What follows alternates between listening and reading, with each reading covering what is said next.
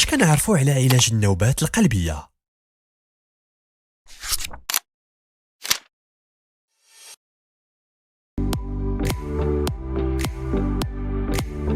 السلام عليكم. معكم الدكتور حسن دباغ، اخصائي في جراحه القلب والشرايين.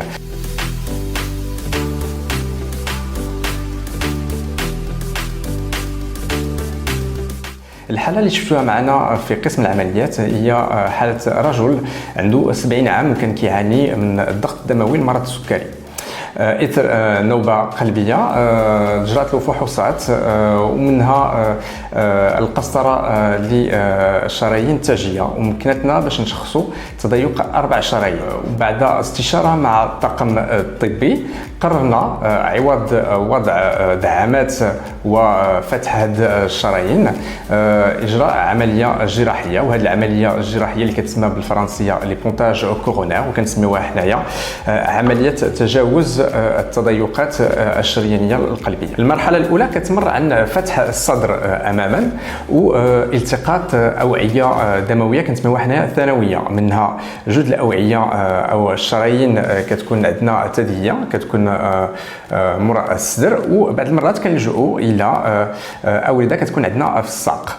المرحلة الثانية وهي اللجوء إلى الآلة الدورة الدموية الخارجية أو القلب الاصطناعي اللي كيسمح لنا باش نوقفوا القلب وكنحميوه، كنبردوه، كنعطيوه بعض المواد المخدرة اللي كتجعلو في مرحلة خمول، والشيء اللي كيسمح لنا باش نديروا داك الغرازات ما بعد داك الاندياقات على الشرايين التاجية.